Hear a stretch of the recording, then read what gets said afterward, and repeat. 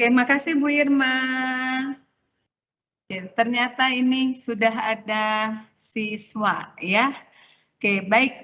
Halo, gimana kabar kalian? Sehat semua? Ada Faid, ada Fidela, Bahran, Kanisa, Aldi, Kaila, Kautsar, Rus, dan sebagainya ya. Sudah join sekitar 29 siswa. Oke, baik anak-anak, silahkan untuk sebelumnya kalian isi dulu link absen ya. Kalian isi dulu absennya. Semua sudah ngisi belum? Ini Ibu tanya dari tadi kok nggak jawab ya? Ada yang bisa jawab nggak? Sudah ngisi, Bu. Oke, coba kameranya dinyalakan. Ibu pingin tahu mana kalian benar ada atau enggak ini. Kaliannya ada enggak? Coba kameranya dinyalakan. Alhamdulillah, siapa yang duluan? Faid. Halo Faid. Gimana kabarnya Faid? Sehat Faid? Oke, yang lain mana? Ayo, kameranya yang lain mana? Masa cuma Faid yang nyalakan kameranya?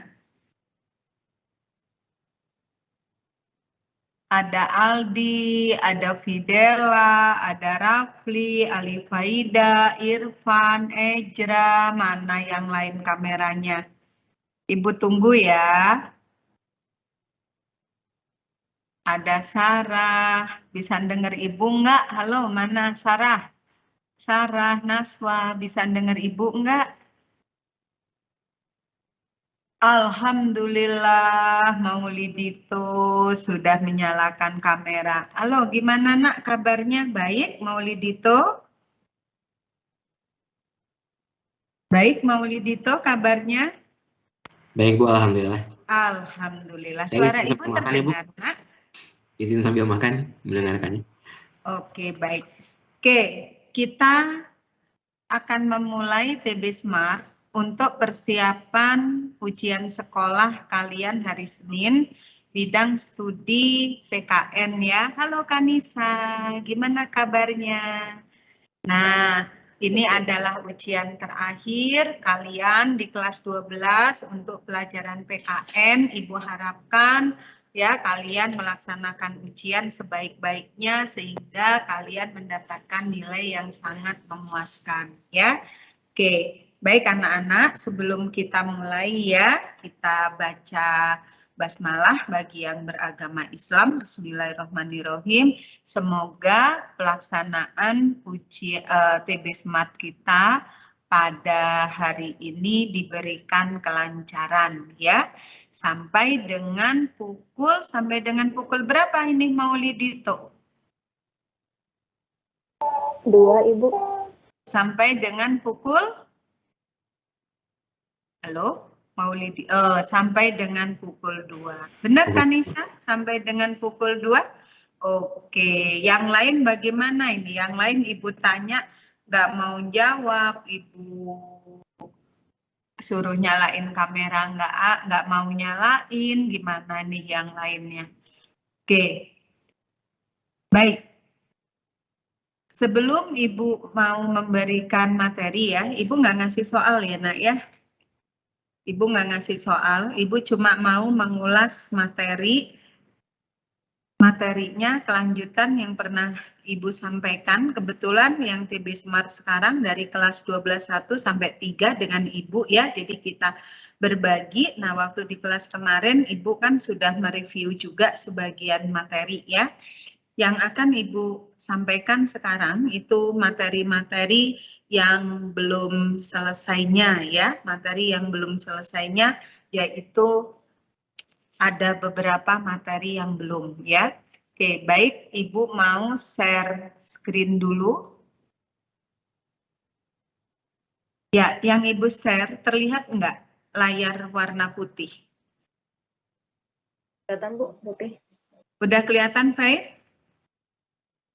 Oke, baik. Saya masih kosong putih dong. Iya, cuma kosong. Ya, makasih. Jadi memang Ibu mau nulis ya. Jadi ini kosong karena ini pengganti papan tulisnya. Nah, beberapa materi yang perlu kalian ingat diantaranya adalah berkaitan dengan sifat dari negara ya. Oke, sebentar. Ibu kenapa ini nulis kok nggak bisa ini? Sebentar ya, Nak.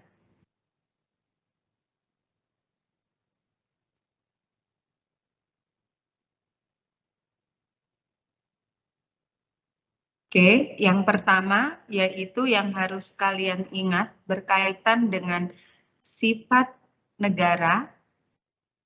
Masih ada yang ingat sifat negara itu apa saja? Ini kenapa nggak bisa dipakai nulis? Oke, sebentar ya. Ini bolpennya kenapa nggak bisa dipakai ya?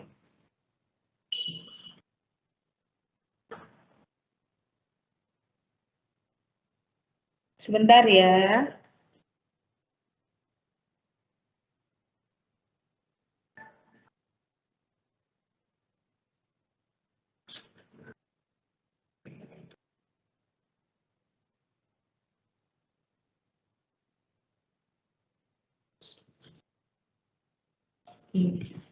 Tunggu dulu ya, Nak ya. Ini Ibu ada kendala ini pen tabletnya. Kenapa nggak mau dipakai nulis ya?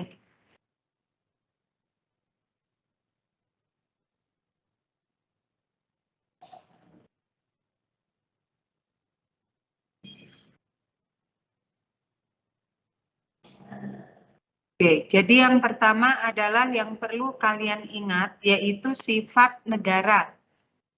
Nah, sifat negara diantaranya kalau kalian ingat, ya Allah. Oke, sebentar ya Nak, Ibu minta tolong Pak Bagja dulu ya.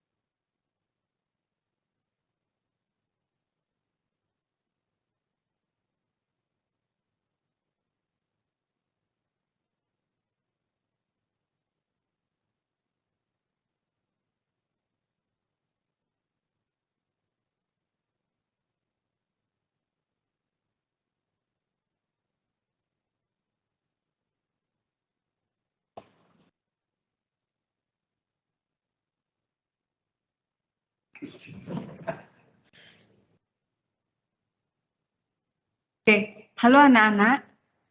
Karena ini ternyata pen tabletnya Ibu ada masalah ya, nggak bisa Ibu pakai nulis. Jadi, Ibu ngomong ya. Gimana? Halo? Kalian dengarkan ya. Oke, baik. Yang pertama yang harus kalian pahami yaitu berkaitan dengan sifat dari negara. Sifat negara, kecepatan nggak Ibu ngomong? Sifat negara itu ada tiga ya. Oke, sifat negara itu ada tiga. Yang pertama yaitu negara memiliki sifat monopoli. Kalian tahu ya maksud negara memiliki sifat monopoli ya? Ngerti nggak? Negara memiliki sifat monopoli, paham? Monopoli itu sama dengan menguasai, ya. Jadi negara memiliki sifat menguasai. Maksudnya apa? Yaitu negara itu menguasai seluruh masyarakat, ya. Berarti seluruh peraturan yang ada di dalam sebuah pemerintah harus ditaati oleh rakyat. Ya, begitu pula kebijakan-kebijakan yang dijalankan oleh negara itu harus semua dipatuhi oleh rakyatnya. Nah, ini maksud dari monopoli. Terus yang kedua, yaitu negara selain monopoli, negara memiliki sifat memaksa. Ya, jadi yang kedua, negara memiliki sifat memaksa. Nah, negara memiliki sifat memaksa, maksudnya apa? Yaitu negara ini akan memaksa rakyatnya untuk tunduk. Ya, jadi negara memaksa rakyatnya untuk tunduk. Berikutnya, yaitu negara memiliki fungsi, memiliki sifat mencakup semua. Nah, mencakup semua. Maksud mencakup semua yaitu semua yang dibuat oleh negara, kebijakan-kebijakan tersebut itu semuanya harus dijalankan oleh seluruh rakyat, ya. Jadi yang pertama kalian kuasai yaitu negara memiliki sifat diantaranya ada monopoli, ada memaksa dan mencakup semua. Oke, selain itu, nah kalian harus ingat lagi ya, yaitu apa sih pengamalan dari nilai-nilai Pancasila ya. Kalian ingat lagi sila-sila dari Pancasila, sila ke-1 sampai dengan sila ke-5. Ya, sila ke-1 sampai sila ke-5. Tiap sila itu memiliki makna yang berbeda ya. Kalau berkaitan dengan sila pertama pasti tentang ketuhanan yang Maha Esa ya. Kedua berkaitan kemanusiaan, ketiga persatuan, keempat kerakyatan yang dipimpin oleh hikmah kebijaksanaan itu tentang demokrasi, dan yang kelima berkaitan dengan keadilan sosial yaitu tentang adanya kesejahteraan bagi rakyat. Nah, itu ya. Oke, berikutnya selain berkaitan dengan nilai Pancasila, nah kalian ingat lagi beda antara sistem presidensil dan parlementer. Oke, siapa yang mau bertanya? Apa sih beda antara sistem presidensil dan parlementer? Ada yang mau bertanya enggak? Apa bedanya antara sistem presidensil dan sistem parlementer? Ada yang mau bertanya? Semuanya sudah paham? Ini Ibu sambil ngulik pen tablet ya, siapa tahu bisa dipakai untuk nulis. Ternyata Ibu masih belum berhasil. Oke, ada yang mau bertanya enggak? Apa beda antara sistem presidensil dan parlementer? Semuanya udah tahu ya? Presidensil dan parlementer semuanya sudah tahu? Faid, coba Faid. Ibu tanya Faid, apa beda yang paling prinsip Faid dari sistem presidensil dan parlementer Faid? Oke. Kalau presidensil tuh kepala negara sama pemerintahnya presiden. Ya, Parlementer itu kepala negaranya raja atau ratu, tapi kepala pemerintahannya perdana menteri. Perdana Menteri. Oke. Nah, itu ciri ya Faid ya untuk memudahkan mengenali betul kalau kepala negara sama kepala pemerintahan dipegang presiden itu presidensil. Kalau kepala negara dipegang presiden atau raja, sementara kepala pemerintahannya dipegang perdana menteri itu parlementer. Kelebihannya apa? Coba Maulidito, masih ingat nggak Maulidito? Kelebihan presidensil apa? Kelemahan presidensil apa?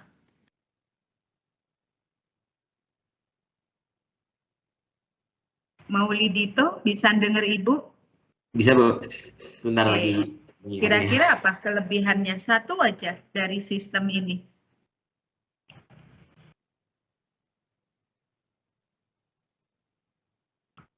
Aduh. Siapa yang bisa? Moira, ada Moira enggak? Halo Moira. Moira, bisa dengar Ibu Moira? Oke, siapa yang bisa menjawab? Kalau pemerintahan tidak stabil itu kelemahan dari mana?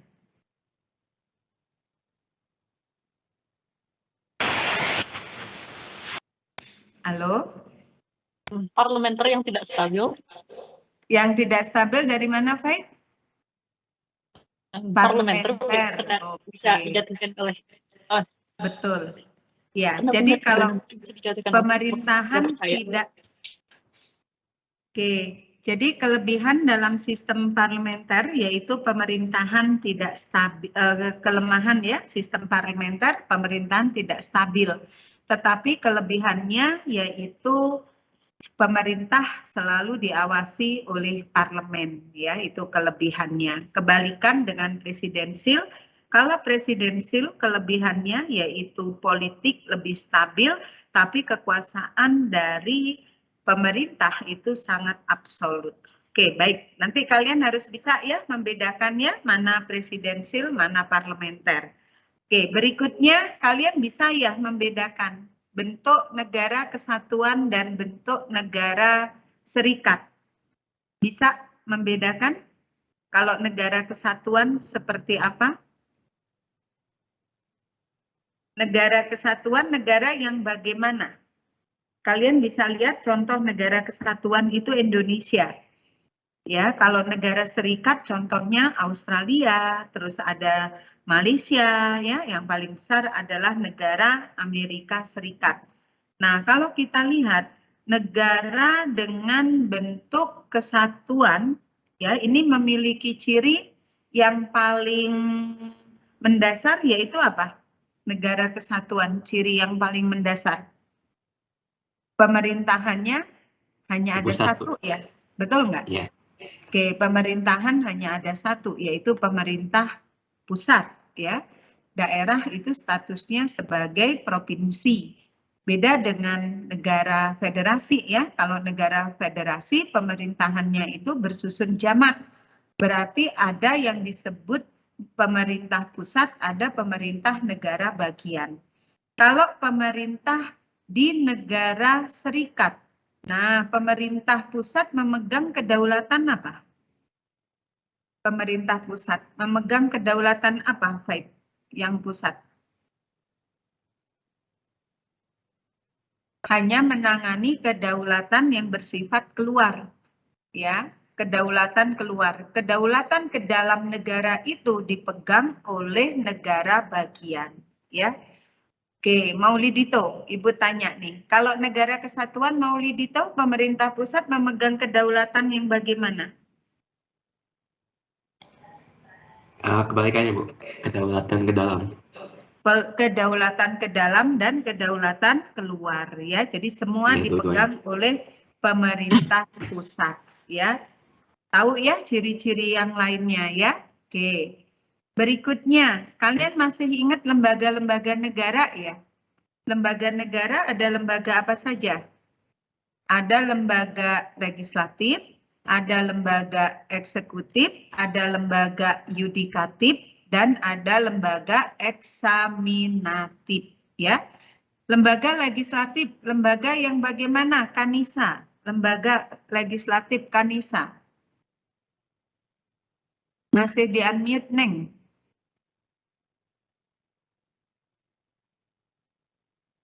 Lembaga, nah, oke, yuk Kanisa.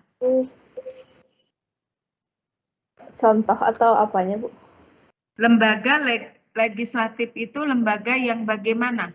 Lembaga legislatif, lembaga yang memegang kekuasaan untuk apa? Memegang.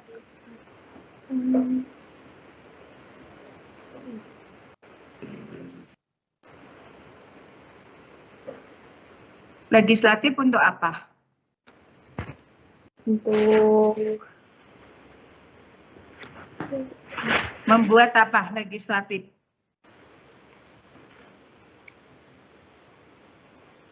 Membuat undang-undang. Nah, lembaga legislatif contohnya siapa di kita? DPR, DPR, terus ada siapa lagi? DPR, MPR, DPD. Nah, DPR, MPR, dan DPD. Oke. Kalau lembaga eksekutif, Faith, ada siapa Faith? Eksekutif Faith?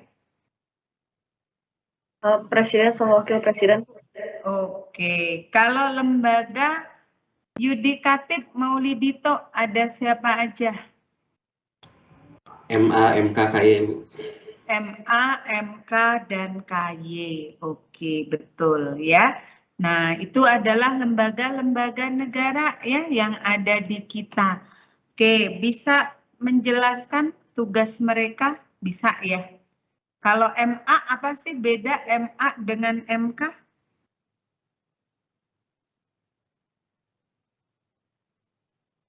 MA dengan MK apa beda tugasnya? Yang memiliki pengadilan tingkat tinggi, pengadilan kasasi, MA, MK, apa KY? MA bukan, Bu? MA, betul. Yang mengadili final mengenai perselisihan parpol, perselisihan hasil pemilu, sengketa antar lembaga negara, siapa? Mahkamah Konstitusi, Bu. MK. Yang mengawasi martabat para hakim siapa? Komisi Yudisial, Bu. Komisi Yudisial. Oke, baik. Diingat baik-baik ya, bisa membedakan ya. Faith, coba Faith, diulang Faith. MA untuk apa Faith? Menangani apa Faith? Maaf Bu, tadi suaranya kurang jelas. Mahkamah Agung. Mahkamah Agung menangani masalah tingkat apa?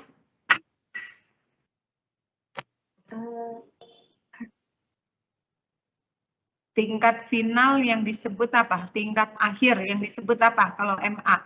Kasasi. Tingkat kasasi. Kasasi itu pengadilan tingkat tinggi ya, paling tinggi di sebuah negara. Kalau MK, Mahkamah Konstitusi, yaitu menangani masalah final tentang sengketa partai politik, sengketa hasil pemilu, sengketa antar lembaga negara. Kalau KY, Komisi Yudisial, tentang apa tadi yang diucapkan Maulidito, Kanisa?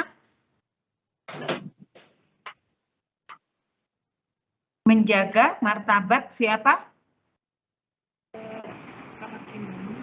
Ya, menjaga martabat hakim. Oke, itu diingat baik-baik ya. Berikutnya, tujuan negara Indonesia ada enggak? Indonesia punya tujuan enggak negaranya? Tujuan negara punya. Ada berapa tujuan negara kita?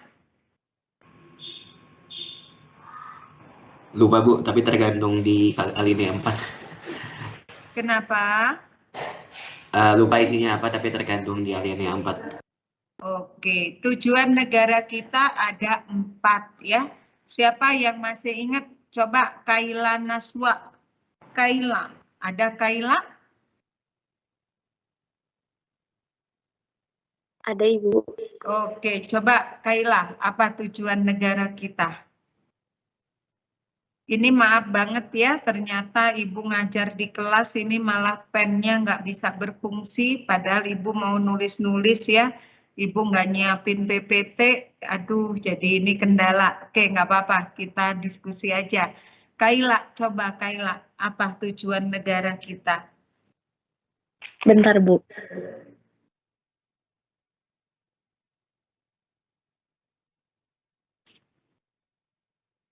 Siapa yang bisa bantu? Memajukan kesejahteraan umum. Oke, yang pertama apa Kanisa? Memajukan kesejahteraan umum. Yang kedua apa lagi? Mencerdaskan kehidupan bangsa. Oke, mencerdaskan kehidupan bangsa. Yang ketiga?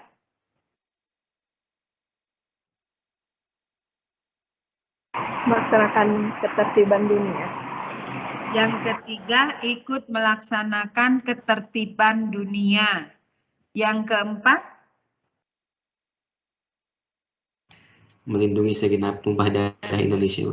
iya, melindungi segenap bangsa dan seluruh tumpah darah Indonesia.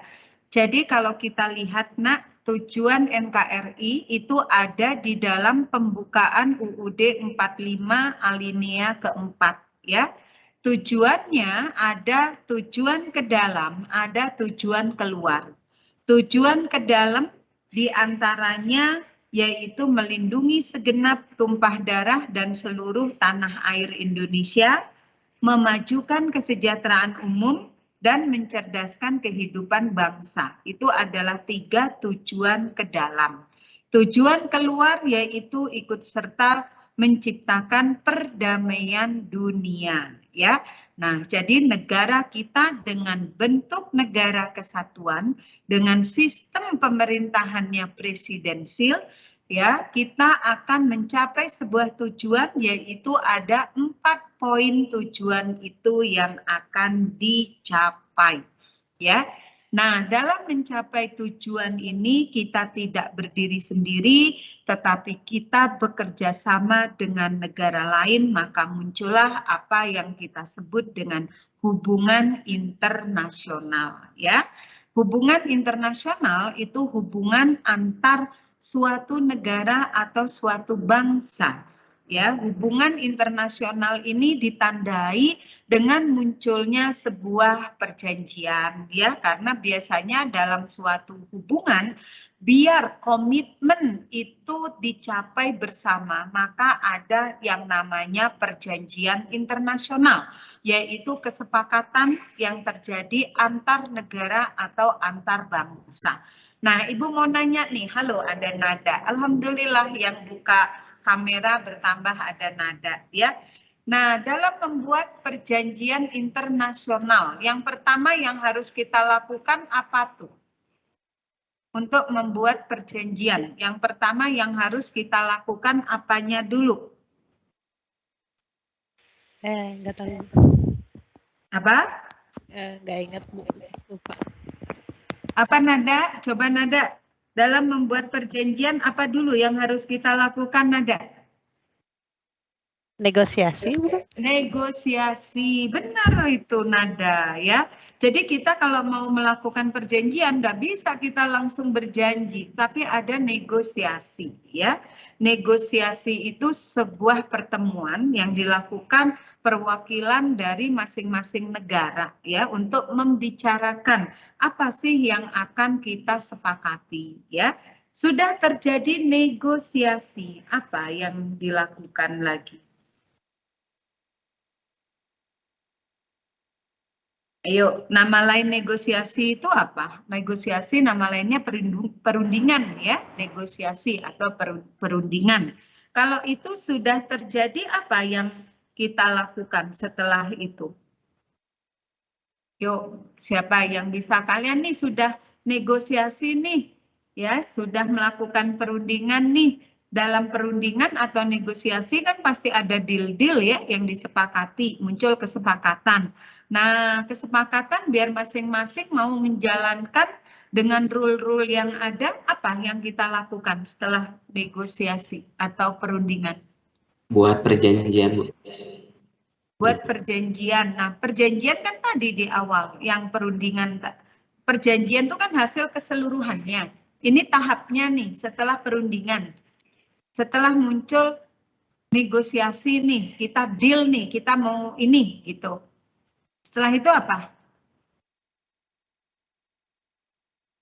Siapa yang bisa? Pertemuan. Amil, apa Amil? Pertemuan bukan, Bu? Pertemuan itu kan dalam negosiasi, nak. Perumusan naskah. Apa Kanisa? Perumusan naskah.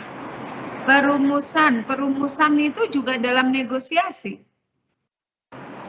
Dalam negosiasi atau perundingan itu akhirnya sampai terjadi sebuah kesepakatan tuh.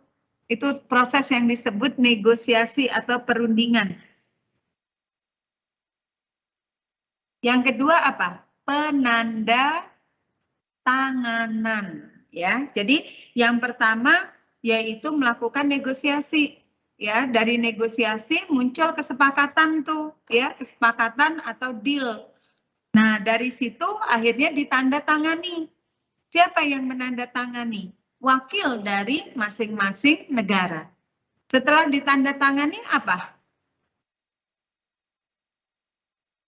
Setelah ditandatangani, kalau perjanjian itu tidak penting, maka bisa langsung dilaksanakan. Tetapi kalau perjanjian itu sangat penting, maka harus ada proses ketiga, yaitu yang disebut ratifikasi atau pengesahan. Ya, berarti coba Amil, tahap perundingan, tahap perjanjian ada berapa berarti Amil? Ada 2 tadi. Tahap perjanjian ada berapa secara umum?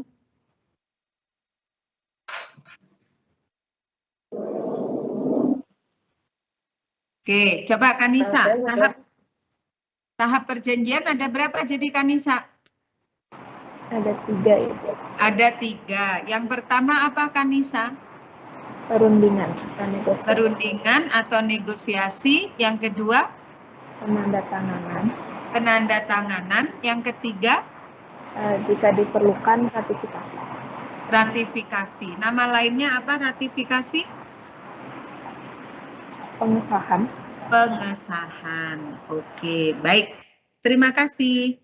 Nah, sekarang dalam sebuah hubungan internasional, ya, seorang kepala negara, dia tidak akan melaksanakan langsung, tetapi dia memiliki wakil-wakilnya. Ya, itulah yang kita sebut dengan perwakilan diplomatik. Masih ingat ya? Perwakilan diplomatik. Nah, perwakilan diplomatik dia memiliki contoh perwakilan diplomatik siapa? Contoh perwakilan Duta besar. Nah, perwakilan diplomatik contohnya ada duta besar, ada duta, ada kuasa usaha, ada menteri residen dan ada atase, ya. Oke, gak muncullah susunan duta besar ya. Nah, yang kalian harus pahami, duta besar itu memiliki berbagai macam fungsi, ya, fungsi dari duta besar. Ya, masih ingat ya, ini pelajaran kelas 11. Di antara fungsi duta besar itu ada fungsi persahabatan. Ya, kalau persahabatan berarti fungsi menjalin persahabatan dengan negara lain.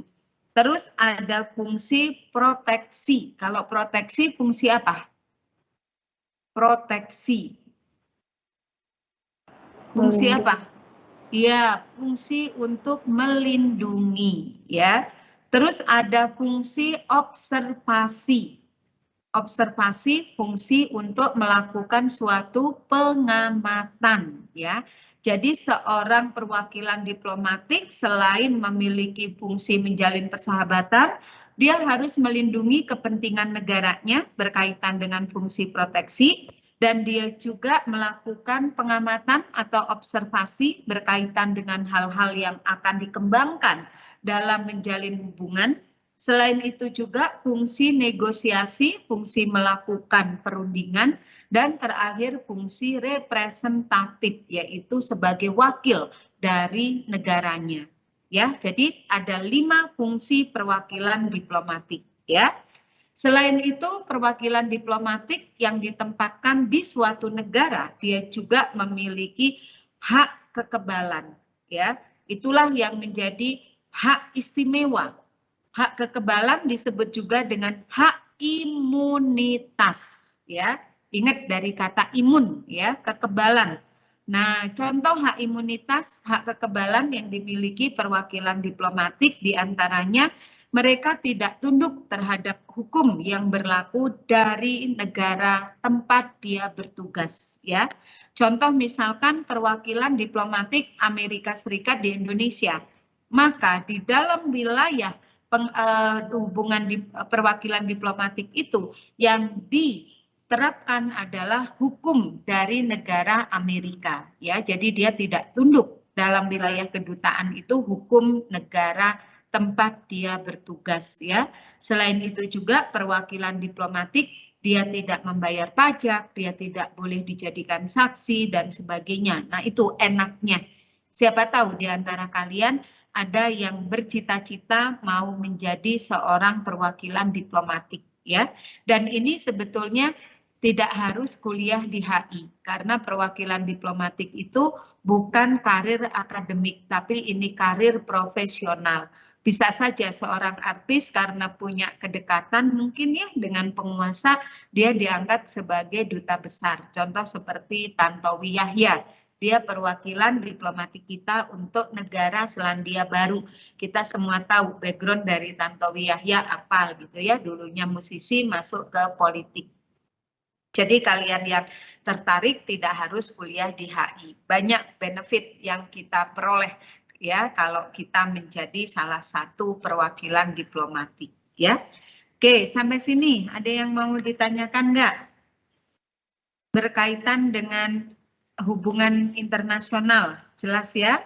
Oke, berikutnya, nah negara Indonesia untuk mencapai tujuan yang tadi ada 4, selain kita melaksanakan hubungan internasional, yaitu berusaha menjalankan kekuasaan di Indonesia dengan berlandaskan prinsip demokrasi dan menegakkan hukum.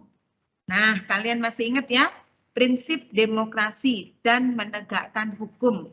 Nah, kalian harus ingat kita sebagai negara dengan menggunakan demokrasi disebut demokrasi apa? Yuk. Demokrasi apa? Siapa yang bisa nada? Demokrasi apa nada? Kita nada. Kenapa Bu? Depannya demokrasinya P. Apa? Demokrasi Pancasila. Betul. Oke. Ciri negara melaksanakan demokrasi Pancasila seperti kita. Apa cirinya? Faith. Apa Faith? Ciri Faith negara demokrasi Pancasila Faith. Lihat seperti di Indonesia. Cirinya apa? Yang pertama, kekuasaan pemerintah dibatasi enggak? Kekuasaan pemerintah dibatasi enggak? Maulidito, kekuasaan pemerintah di kita dibatasi enggak?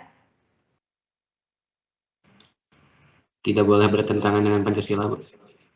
Kekuasaan di kita dibatasi enggak? Ibu tanya, kekuasaannya dibatasi enggak di kita? Dibatasi. Iya. Jadi yang pertama kekuasaan di kita dibatasi, ya. Batasnya apa kekuasaan di kita? Yaitu konstitusi. Ya, makanya negara kita dikenal dengan negara konstitusi.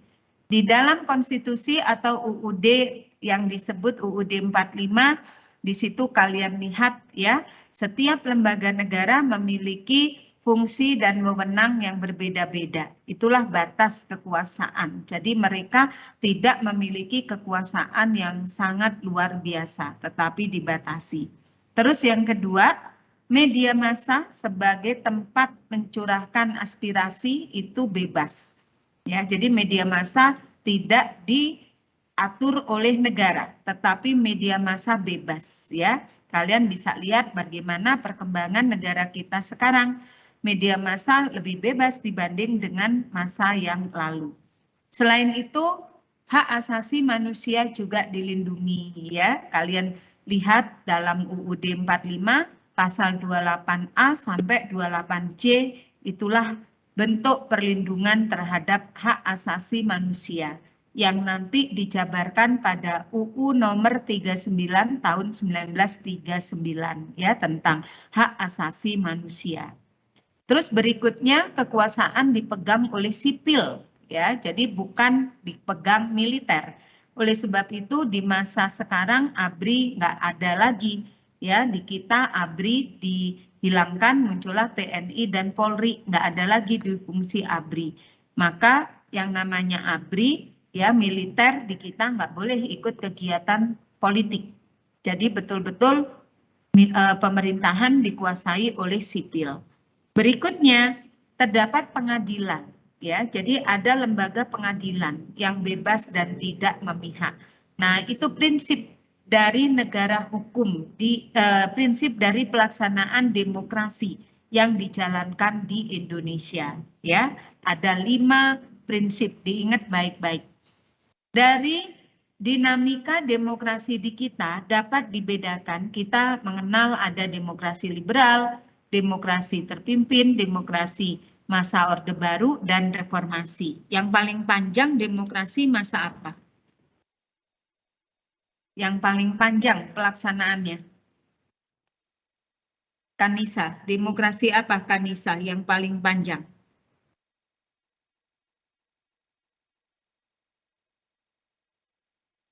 Yang 32 tahun demokrasi apa? Saya mau nyoba. Saya mau nyoba, Bu. Iya, Terpimpin Faid. bukan, Bu? Apa, Faid? Terpimpin bukan, Bu? Bukan terpimpin, Orde Baru. Yang paling panjang. Terpimpin apa Orde Baru? Orde Baru, Bu. Orde Baru. Yang paling panjang Orde Baru, 32 tahun. Saking panjang itulah maka tanpa disadari Orde Baru dalam menjalankan kekuasaan banyak terjadi penyimpangan.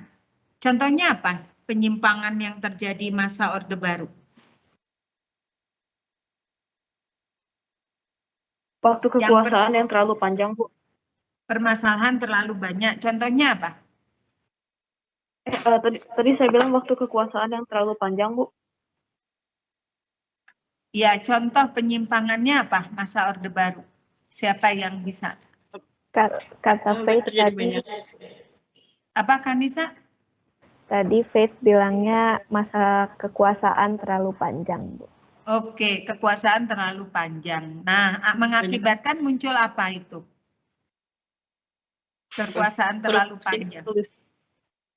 Apa, Faith? Korupsi, nepotisme gitu. Korupsi, kolusi, nepotisme kan banyak kan. Betul. Iya. Jadi mengakibatkan di kita banyak terjadi KKN, ya. Apa KKN?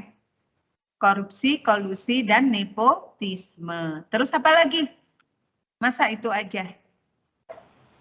Media massa dibatasi, Bu. Media massa dibatasi. Terus apa lagi? Di masyarakat terjadi apa? Kesenjangan ekonomi. Sampai muncul apa yang disebut kelompok konglomerat. Muncul istilah konglomerat. Konglomerat muncul itu di Orde Baru. Kalau di geografi kalian bisa lihat ada batuan konglomerat. Batuan konglomerat atau batuan sedimentasi itu batuan yang terbentuk dari proses endapan-endapan. Maka kalau ada kelompok yang disebut konglomerat, kekayaannya itu berlapis-lapis. Gitu ya. Jadi masa Orde Baru akhirnya kesenjangan sosial itu cukup menohok karena sampai ada kelompok bawah, ada kelompok elit yang disebut dengan kelas konglomerat. Selain itu juga kalian bisa lihat penyimpangan apa yang terjadi pada masa Orde Baru, partai politik itu sangat dibatasi. Masa Orde Baru, partai politik hanya ada 2. Yang Islam larinya ke P3, Partai Persatuan Pembangunan, yang nasionalis larinya ke PDI, Partai Demokrasi Indonesia. Yang tidak berpartai, mereka masuknya ke Golkar, golongan karya. Ya, nggak boleh ada yang mendirikan partai politik selain itu. Ya, selain itu juga hukum masih tajam ke bawah, tumpul ke atas. Ya, nah itu. Selain tadi dikatakan oleh Kanisa pada masa Orde Baru, ya terjadi kebebasan pers yang sangat dibatasi, ya. Oke, baik. Selain itu, ya, dengan menjalankan prinsip demokrasi, ya, negara kita juga untuk mencapai tujuan menerapkan sebagai negara hukum. Nah, kalian tahu ya, dasar kita negara hukum ada di UUD 45 pasal berapa? Negara hukum. Ada 2 pasal yang mengingatkan, yang menjadi pedoman kita bahwa negara kita negara hukum. Nada, masih ingat nggak Nada? Pasal berapa Nada? Nggak inget, Bu. Halo, pasal berapa Nada? Halo? Halo, Halo, ada suaranya nggak, Bu? ada. Oke. Eh, ulang lagi, Bu, pertanyaannya tadi nggak kedengaran. Dasar negara Indonesia sebagai negara hukum itu ada di dalam UUD 45 pasal berapa? Pasal 1. Pasal 1 ayat berapa, Neng? Nggak hafal ayatnya, Bu. Pasal 1 ayat 3. Negara Indonesia adalah negara hukum. Oke, betul Nada, makasih. Satu lagi, pasal berapa? Kanisa, negara kita negara hukum. Buktinya selain pasal 1 ayat 3 ada di pasal berapa? 27. 27. Ayat berapa, Neng? 1. Ayat 1. Isinya apa? Segala warga negara memiliki persamaan dan kedudukan dalam hukum dan pemerintahan dan wajib menjunjung tinggi hukum dan pemerintahan tanpa ada kecualinya. Betul nggak, Kanisa? Nah, itu ya, Nak ya. Jadi negara kita sebagai negara hukum dasarnya pasal 1 ayat 3 dan pasal 27 ayat 3 ya. Maaf, ayat 1 ya. Kalau di pasal 1 ayat 3 di situ menjelaskan memang kita berdasar hukum. Kalau di 27 ayat 1 menjelaskan bahwa segala warga negara memiliki persamaan dan kedudukan sama dalam hukum dan pemerintahan. Ya, oke. Prinsip ya munculnya hukum itu untuk apa sih? Kira-kira menurut kalian hukum itu untuk apa sih? Negara berdasar hukum itu tidak hanya Indonesia. Kenapa kok pada umumnya negara itu didasarkan pada hukum? Hukum itu untuk menciptakan apa di masyarakat? Kedamaian. Apa Maulidito? Hukum untuk menciptakan apa? Kalian tahu lambang dari hukum? Contoh pengadilan itu lambangnya apa? Timbangan ya? Keadilan. Iya, betul. Makasih Amil. Jadi salah satu ya pentingnya penegakan hukum untuk apa? Yaitu untuk menciptakan keadilan, untuk mencapai ketertiban dalam masyarakat, dan untuk memberikan kepastian hukum. Ya, kalian bisa bayangkan kalau dalam sebuah negara ya tanpa hukum yang terjadi itu pasti tindakan yang chaos ya, tindakan yang anarkis, tindakan yang sewenang-wenang ya. Karena apa? Dasarnya tidak ada, masyarakat melakukan sebuah tindakan itu nggak ada yang benar, nggak tahu yang benar mana, yang salah mana gitu ya. Oke, berikutnya dalam pelaksanaan hukum ada yang bertanggung jawab untuk memberikan keadilan, yaitu yang disebut dengan lembaga pengadilan. Kalian masih ingat ya lembaga pengadilan ya? Sok, ada lembaga pengadilan apa saja? Yuk, ini materi kelas 2. Yang pertama, lembaga pengadilan umum. Terus ada lembaga apa lagi? Agama. Baik. Ya, Kanisa. Pengadilan apa lagi? Agama. Lembaga pengadilan agama. Terus apa lagi? Lembaga pengadilan militer. Terus apa lagi? Lembaga pengadilan tata usaha negara. Kalian masih ingat nggak beda masing-masing lembaga pengadilan ini? Masih ingat nggak? Kalau misalkan ada anggota TNI atau Polri, mereka melakukan pelanggaran, dibawa kemana?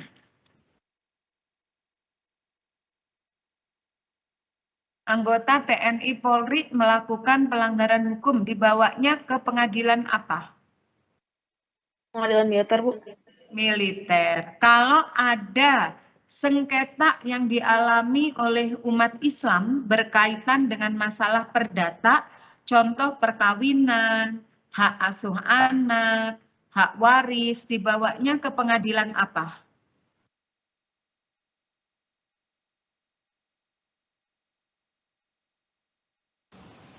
Pengadilan apa dibawanya? Agama. Agama. Kalau ada masalah perdata atau pidana yang terjadi yang dilakukan oleh warga negara, dibawanya kemana? Sipil. Ya. Kemana? Ke umum, asal warga negara itu bukan anggota militer. Kalau ada sengketa antara warga negara dengan negara, dibawanya kemana? Warga negara dengan negara, kita menggugat negara nih, dibawanya ke pengadilan apa? Tata usaha negara. Tata usaha negara. Oke, baik, diingat baik-baik ya. Lembaga pengadilan, karena ini materi kelas 2. Selain itu ada lembaga penegak hukum. Lembaga penegak hukum masih ingat ya? Ada polisi, ada kehakiman, ada kejaksaan, ada advokat, ya. Masih ingat itu ya?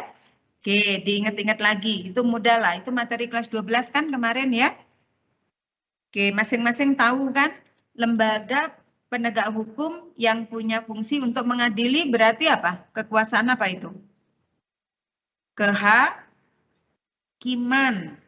Kalau yang memberi tuntutan siapa? Yang menuntut siapa? Baik. Lembaga penegak hukum yang punya fungsi untuk memberikan tuntutan. Siapa, Faith? Kepolisian bukan, Bu? Bukan. Kalau kepolisian itu bisa dia melakukan apa? Kalau kepolisian menyelidiki, ya, bisa menangkap, itu kepolisian. Kalau penuntutan lembaga apa? Kejaksaan. Kejaksaan. Kalau yang memberi nasihat hukum lembaga apa? Nasihat hukum bagi yang membutuhkan. Advokat atau pengacara, ya. Diingat baik-baik ya, Nak, ya. Oke, berikutnya berkaitan sumber hukum. Kalian masih ingat ya? Dalam sebuah negara, nah khususnya negara hukum, hukum itu ada sumbernya. Sumber hukum dari mana saja. Nah, sumber hukum bisa dari traktat, dari doktrin, dari konvensi, dari jurisprudensi, dan dari undang-undang, ya. Kalian bisa masih ingat bedanya? Nada, bisa membedakan nada? Kalau doktrin apa? Membedakan apa, Bu? Membedakan antara traktat, doktrin, konvensi, jurisprudensi, undang-undang. Nggak tahu bedanya, Bu. Nggak tahu bedanya. Oke. Faith, kalau traktat apa, Faith? Nama lainnya, Faith? Maaf, Bu, kalau traktat saya juga nggak tahu. Traktat. Kanisa, apa kanisa traktat? Yang antar negara itu. Iya, perjanjian antar negara yang bersifat penting. Itu yang disebut traktat. Kalau doktrin apa? Maulidito.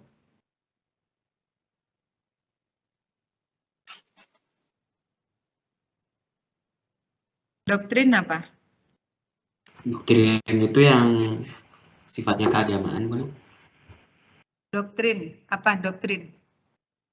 Pendapat dari para ahli. Ahli. Ya. Oh, Iya. jadi Kalau konvensi itu kebiasaan, ya.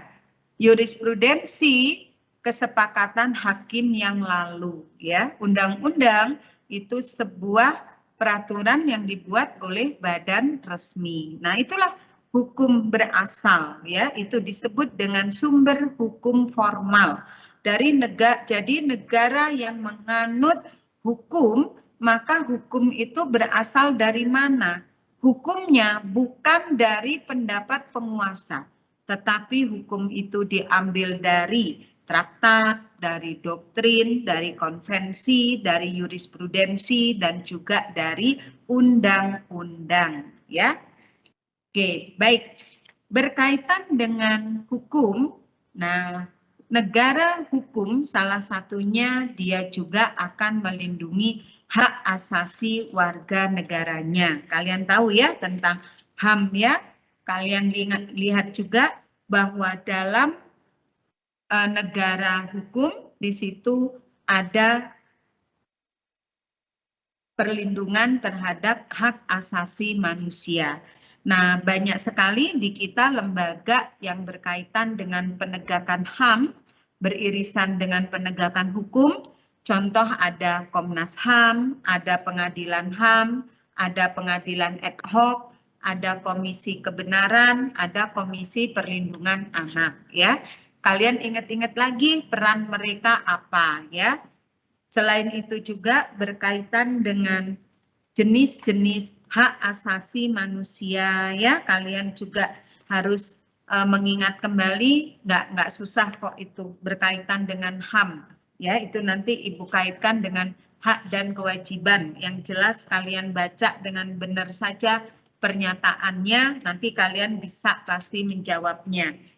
Selain itu kalian baca lagi ya, hubungan antara pemerintah pusat dan pemerintah daerah. Nah, ini berkaitan dengan otonomi daerah ya. Dalam otonomi daerah, negara daerah pemerintah pusat itu punya wewenang apa, pemerintah daerah wewenangnya apa ya. Kalian baca lagi. Intinya kalau pusat itu memiliki wewenang yang sangat luas dan daerah itu hanya diberi sedikit kekuasaan untuk mengatur daerahnya. Ya, jadi yang memberi daerah itu adalah pusat, berkaitan dengan yang diberi adalah upaya untuk meningkatkan kesejahteraan dan memberikan layanan mengenai fasilitas umum. Ya, oke, baik anak-anak. Yang lainnya tentang integrasi, terus tentang wawasan Nusantara, ya kalian baca berkaitan dengan satu lagi ilmu pengetahuan dan teknologi. Yang jelas soalnya nggak terlalu susah. Kalian baca baik-baik, hanya 35 soal. Ibu harap lebih baik daripada nilai TO kemarin. Ya, terima kasih. Ada yang mau ditanyakan nggak sampai sini? Sekali lagi Ibu mohon maaf, ini ada kendala teknis, ternyata pen tablet di kelas nggak bisa Ibu pakai nulis ya. Ibu udah pede mau nulis aja, ternyata pen tabletnya bermasalah. Oke, baik. Ada yang mau ditanyakan nggak? Kalau tidak ada, terima kasih. Mohon maaf kalau ada kekurangannya. Ibu doakan semoga ujian kalian lancar dan mendapat hasil yang memuaskan. Selamat siang. Wassalamualaikum warahmatullahi wabarakatuh. Ibu izin live duluan ya. Halo Faith, Nada, Maulidito, Kanisa, Ibu.